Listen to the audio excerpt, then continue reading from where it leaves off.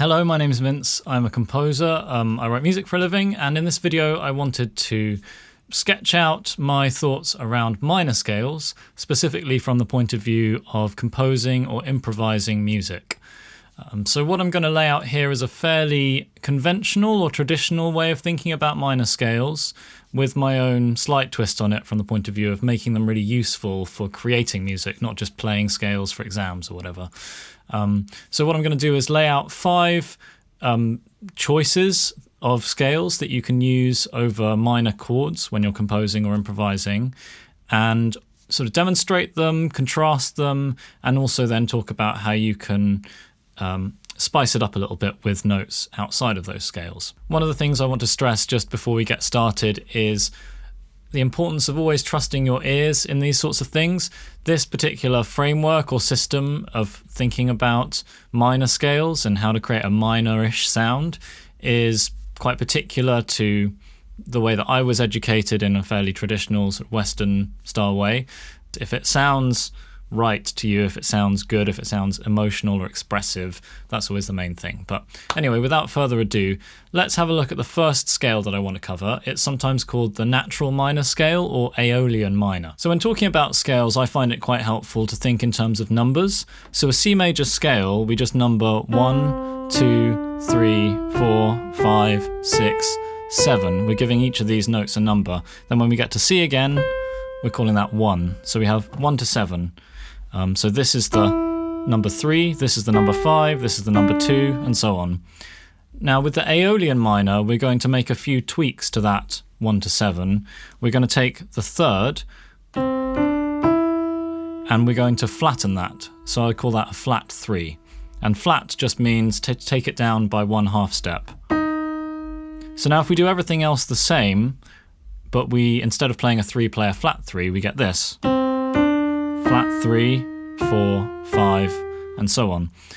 The next thing we're going to do is take the 6 and also flatten that, and then take the 7 and also flatten that, and then everything else remains the same. So we get 1, 2, flat 3, 4, 5, flat 6, flat 7, and then back to 1. So I'll just play that again without saying anything so you can hear the sound of the Aeolian minor scale.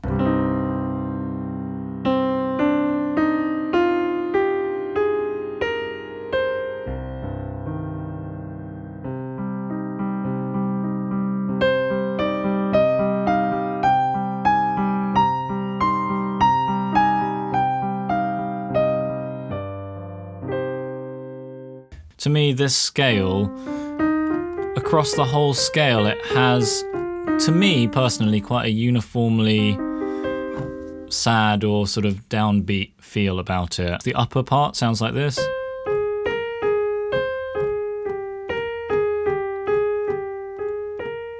And the lower part sounds like this.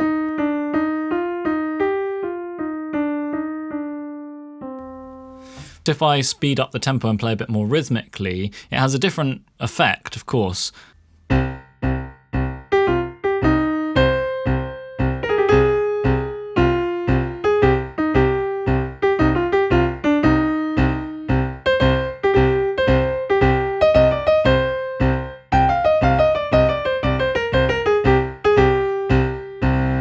So that has a different feel to it.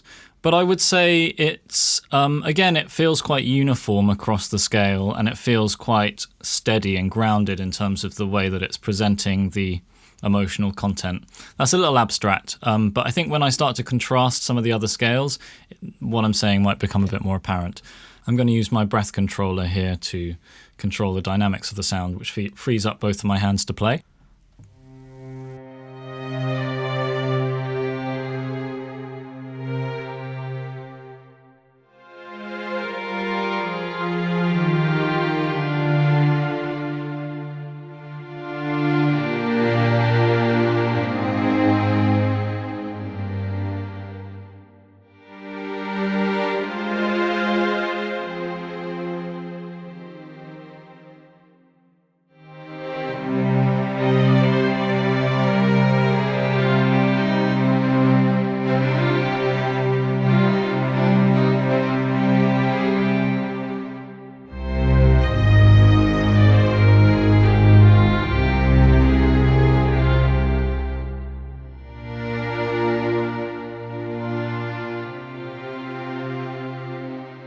So there, even though I was playing some chords, every note that I was using within those chords, as well as within the melody, was coming from that one scale. And so what you're getting is the sound of that scale's sound world. That's how I usually think about scales, is they're just pools of notes.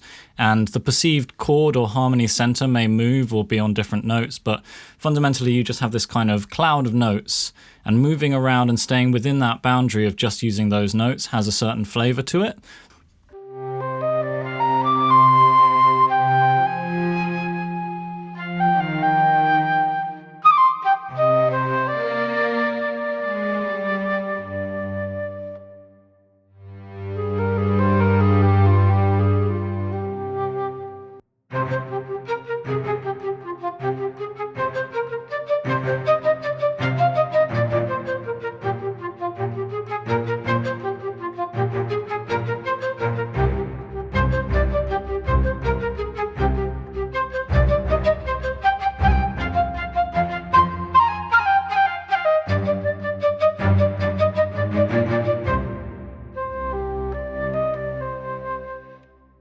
Returning to our theory bit, if we were to do this in, I don't know, E flat minor, sort of, if we think of E flat major as our basic 1 to 7,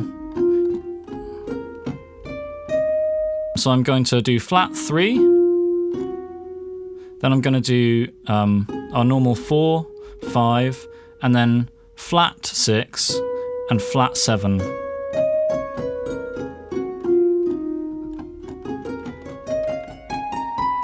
And I would really encourage you to think about scales as not just having a start over here and an end here. Think about them as starting anywhere in the scale. This is where you start to depart from the idea of a scale as like this fixed thing and more just as a pool of notes to play with. And actually starting on different scale degrees can be a really inspiring thing for improvisation. And of course, not even necessarily playing each note next to each other, but skipping notes.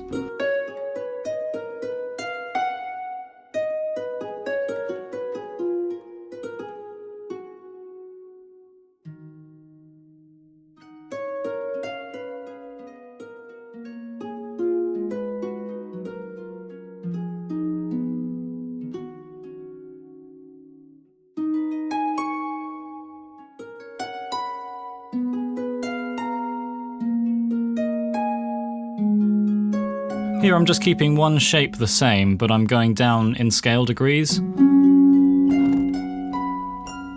You know, if I use a spacing like that, it sounds quite angular or quite weird, but it's still notes within the natural minor scale.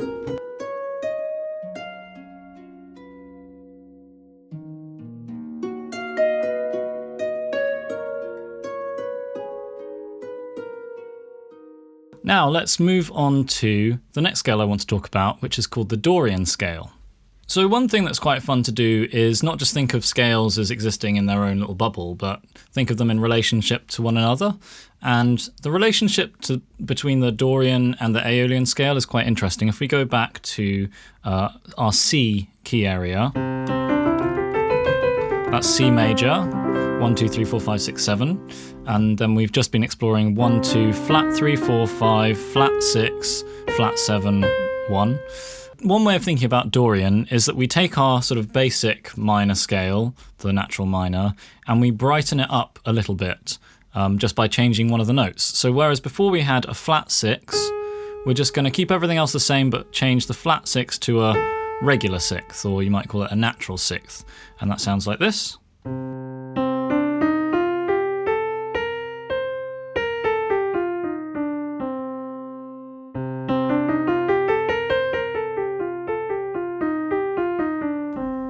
This part of the scale, to me, doesn't sound quite so committed to being dark or tense or sad. At least to me. It's very subjective, this stuff. You know, kind of just listen and see what it makes you feel. But to me, this part of the scale is a bit more committed to being negative, if you like, or, you know, tragic. Whereas this part seems to just add a little bit of sun rays or a little bit of hope.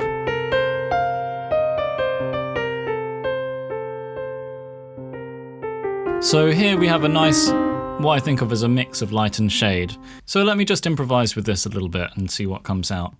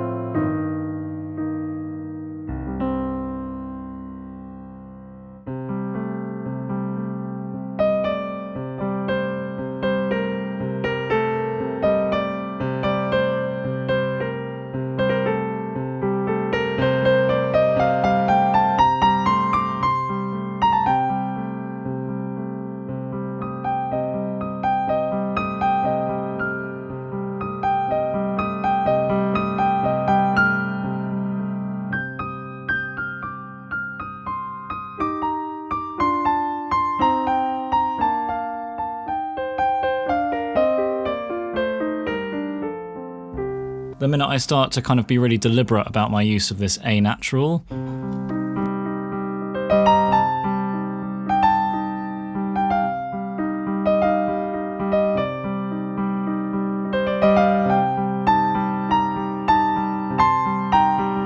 really feature it, then you get something a little bit more specific.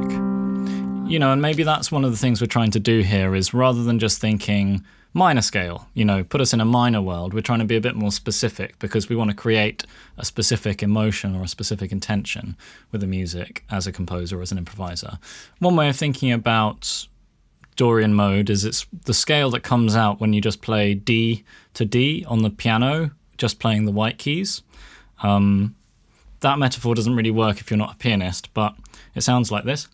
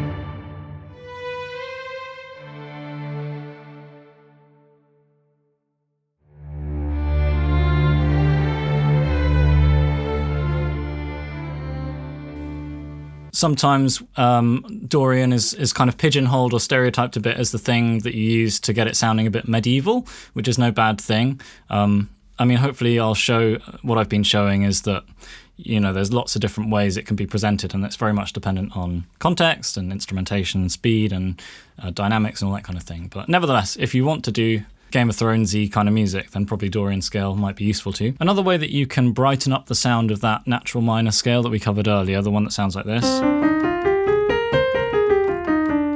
is rather than playing with the sixth of the scale, which we were just doing, you can add a natural 7 instead of a flat 7. And what that does is it creates a bit of an interesting moment in the scale. This is probably something that you've heard before.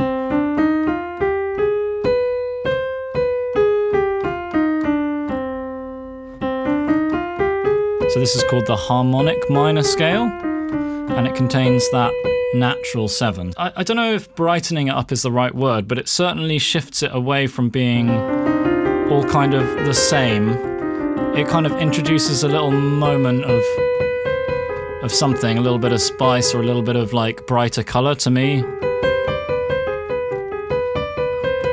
And again, because this is the characteristic or flavor note of the harmonic minor, if I improvise in a way that highlights that part of the scale, then it really gets the most out of using that particular scale.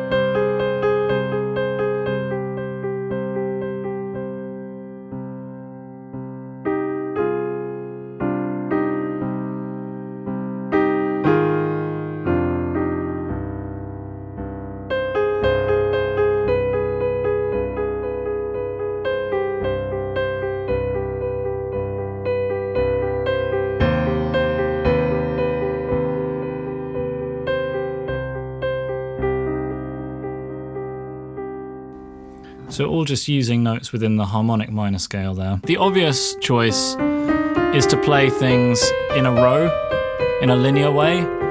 And what I find is there's so much discovery that happens when you start to think more in terms of other ways of moving around the scale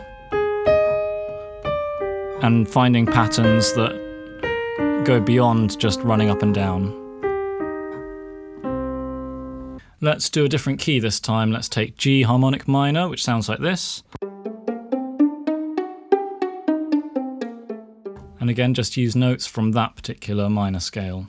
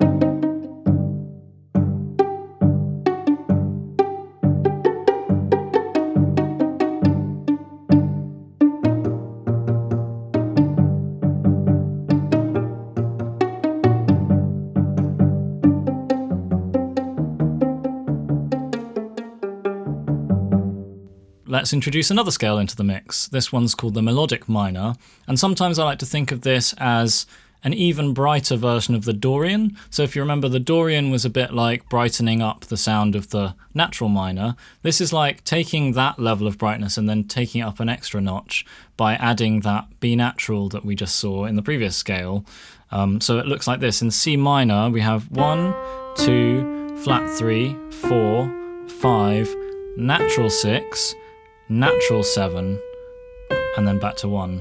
So this whole upper part of the scale, to me, sounds, well, it's very similar to C major. It sounds very bright over the root note. If I just stayed here, you wouldn't necessarily guess that we were in a minor key, but we've got that minor third down below. So again, this one feels like a mix of light and shade.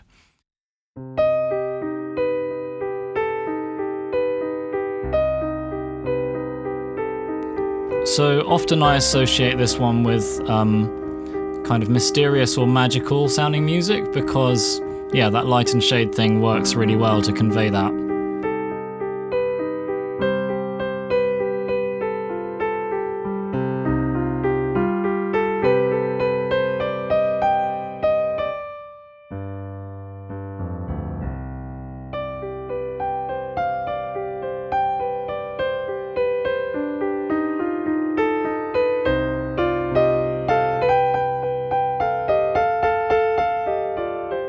So again, I'm just trying to bring out the characteristic parts of the scale that I'm using to make the most of that sound world, just for demonstration purposes, of course. So here it's this part of the scale, the natural 6, the natural 7. Let's do this all in a different key. Let's say A minor, melodic minor. Sounds like this.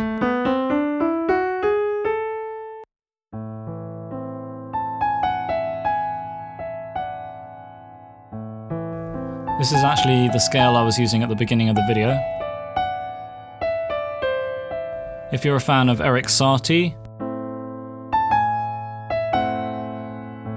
it kind of feels like that in that sound world.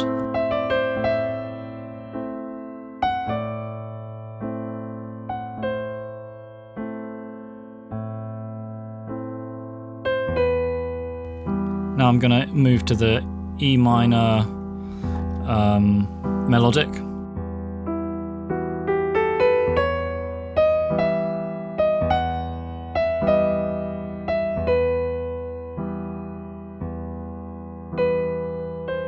Back to A minor.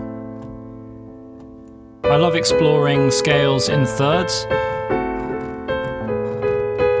and I'm just playing A minor all the time in the left hand.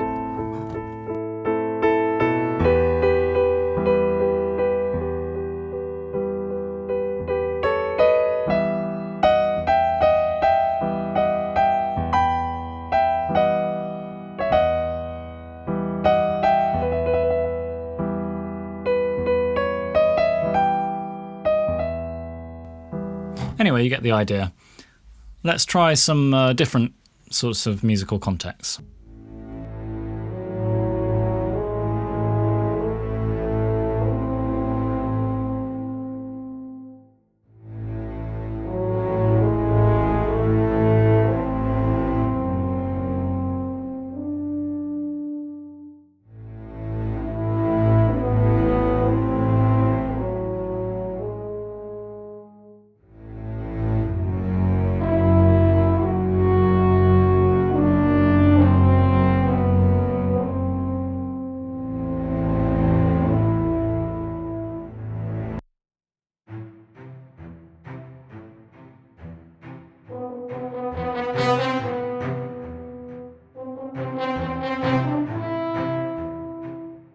This is an interesting point.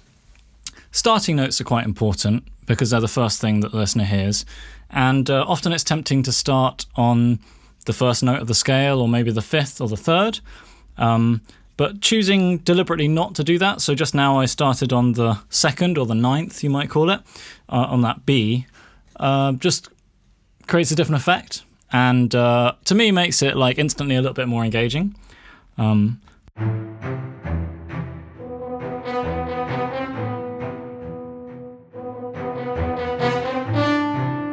I think because if you're playing that B, you know, it's within that home scale, or that sort of minor scale that we're talking about, so it's perfectly within the key. But having said that, some notes within that scale are more dissonant or more aggressive feeling or more strange than others. The F sharp and the G sharp, which I mentioned before as the flavor notes, are also kind of unstable notes within that. So again, if I start the melody on F sharp,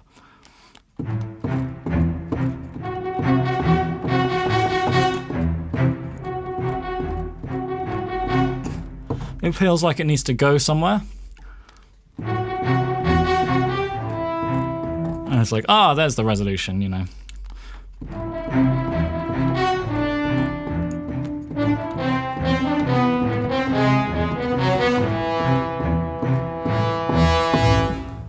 One of the things that you can do when improvising with scales, and this goes with all of the scales that we've covered so far, is find triads or chords that exist within that pool of notes. So in the case of A minor melodic, there's a number of triads that we can find.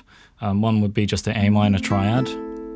That's within that pool of notes, but also a D major triad. And in fact, a E major triad. You know, that's all within those notes.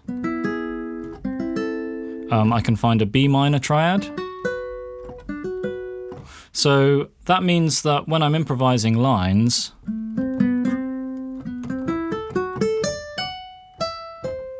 just then I did a D major arpeggio because I knew that those notes existed, and I've practiced arpeggios before, so it's kind of a familiar thing under my fingers, and I think it sounds good. It adds some space to the melody. There's my D major. So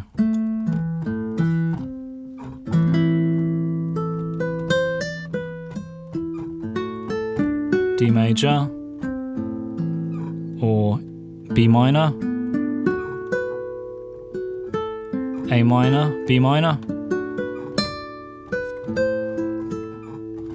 B minor, and then maybe E major,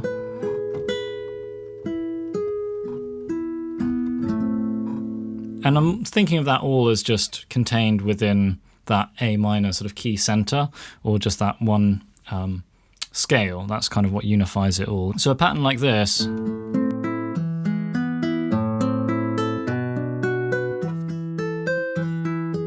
you could think of as containing all different chords, but really I'm thinking of it all as one.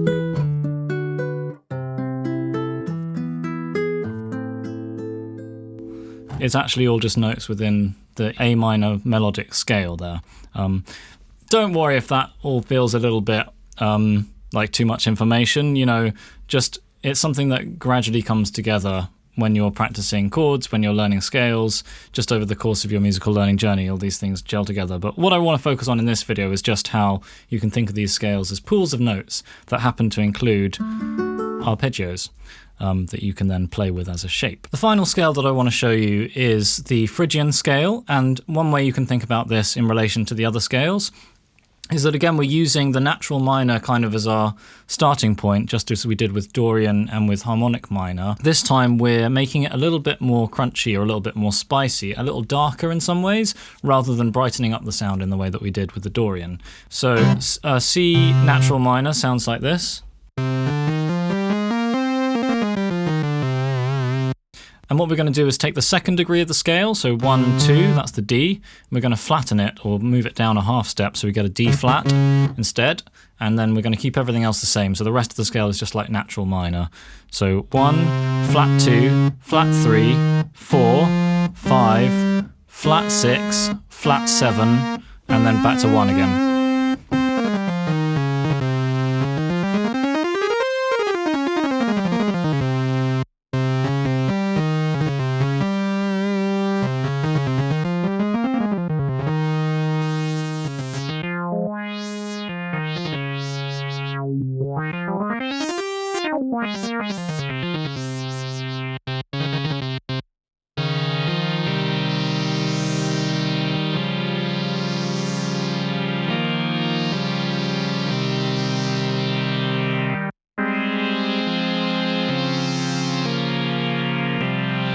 These are all notes within the Phrygian.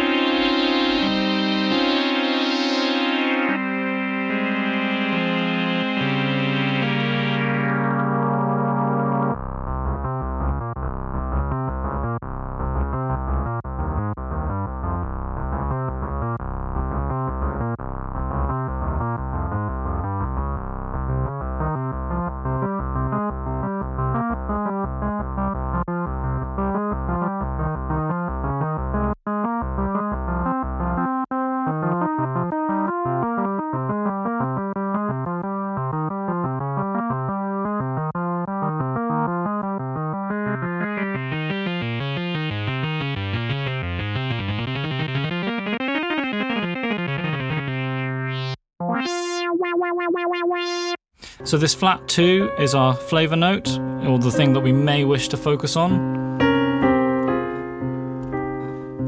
And again, you know, it's all very minor sounding, but it's a kind of specific kind of minor.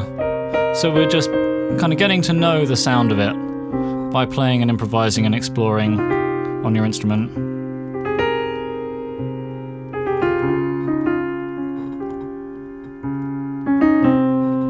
One way of thinking about this is that it's the major scale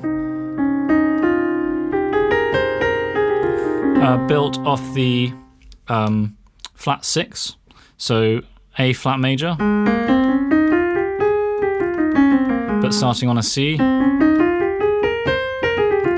is another way of thinking about it.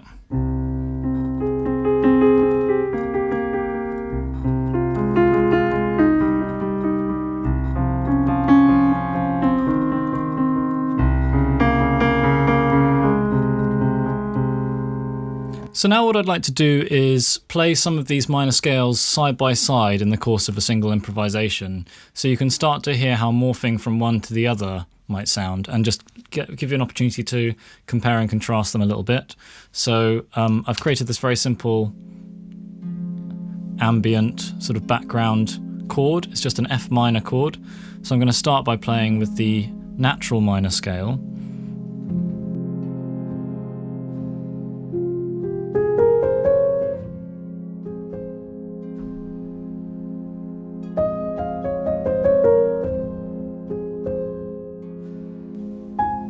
So this to me has a very kind of classic minor sound. No ambiguity. But now if we start to introduce the natural sixth, so this is Dorian now.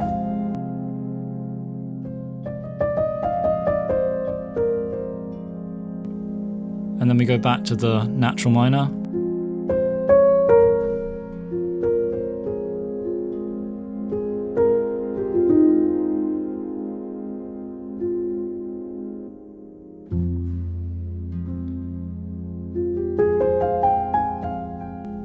Let's try brightening it up even more by going with the melodic minor, which is like the Dorian but even brighter.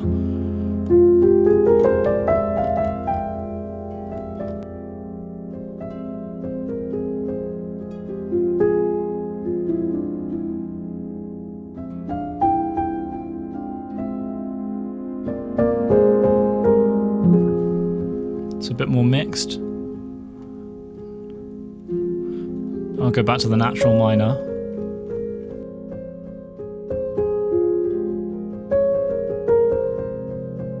Now I'll try introducing the flat 2 from the Phrygian.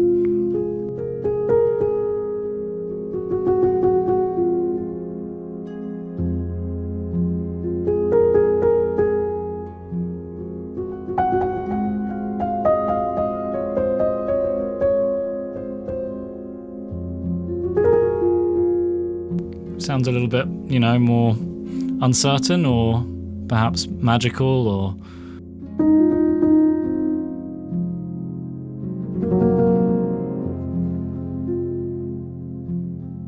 and then let's try harmonic minor. So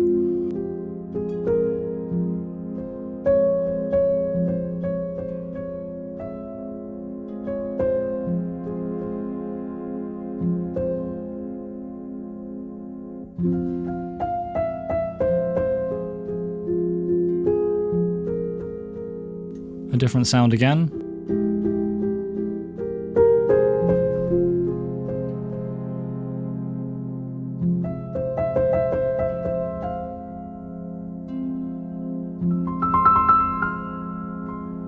Back to the natural minor.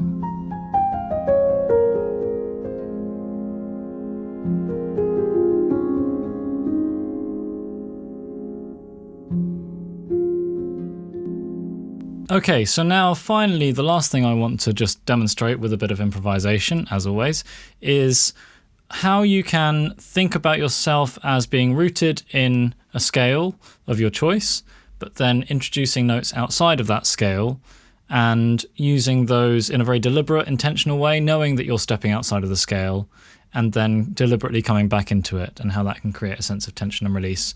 And this is just a way that I find is quite a useful kind of game to play in order to spark ideas and to be really intentional again about the effect you're trying to create at a given moment in the track or in the improvisation.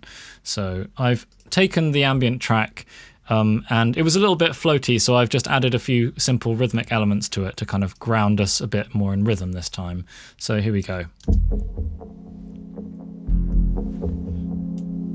So still just F minor throughout. I guess I'll play with the melodic minor scale.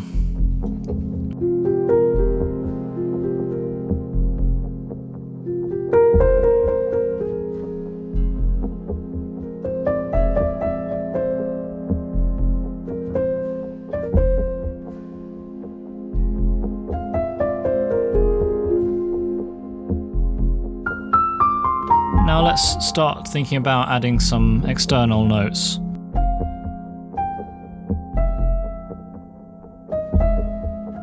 There's our first one.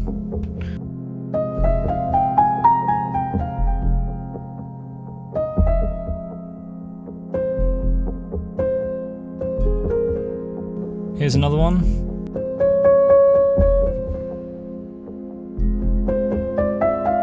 Back to our regular. Outside note and then resolve. So it's a bit like mixing the scales.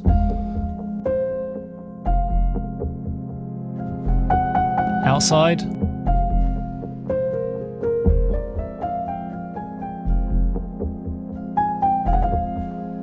Not sure about that. That's a bit like introducing some Phrygian sound into an otherwise melodic minor.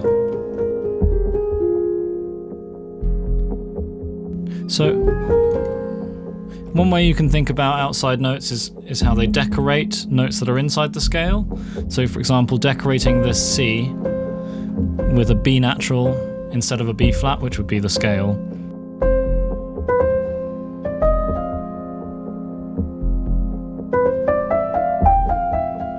I played an E flat there by accident, never mind.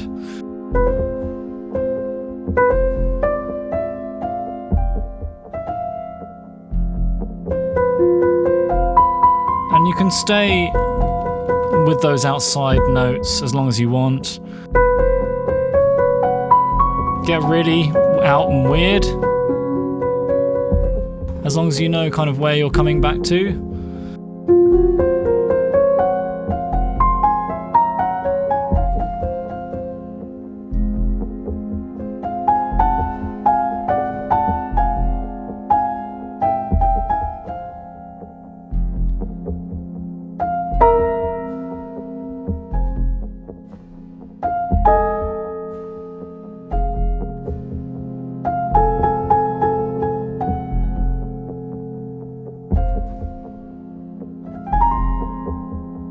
So that's quite a nice one. I was kind of playing with adding a natural in, which is a really kind of odd thing to do against a F minor chord, because an F minor chord, that's the major third when it should be a minor third.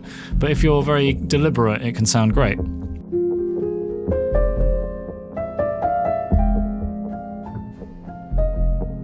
It just sounds weird.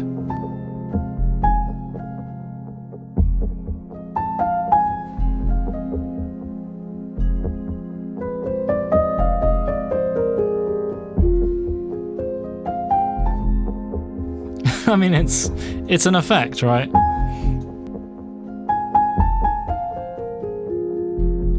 I guess it's a little more traditional or more conventional to use that as a grace note. You know, just to get from one note to another, like a passing note. You could play whole chromatic scales just as momentary ways of stepping outside of the scale again. Anyway, I think I've made my point. So that's it, a little fly through how I think about minor scales. Those are the main minor scales that I think about when I think about minor scales. Things to go over minor chords, and a fairly traditional way of thinking about it. So, you know, all of those scales we covered, you know, that's my kind of basic minor sound, and then if I want to step outside of that, I can. Or if I want to mix modes deliberately, I can. And again, all of this is about having that extra level of intentionality when you're playing. So you're not just thinking, I want to create a sad sound, I'll just play any old minor-y sounding notes. But you're just getting to know the distinctions between some of these different sound worlds that exist. So yeah, thank you very much for watching. Let me know if you have any questions in the comments. There's a lot more that I could say about modes and how they relate to other scales, major scales, and different ways to think about them, and also all kinds of things I could say about how to practice these things and to be able to get to a place where you feel like you can freely improvise. But unfortunately, that's just beyond the scope of this video. I like to try and keep things relatively tight. So yeah, without further ado, thank you very much for watching. Feel free to subscribe to the channel if you haven't already. I try and do lots of music theory and music composition breakdown type videos. to help you with writing your own music, and I look forward to hearing from you in the comments. Take care, happy composing, and see you on the next video.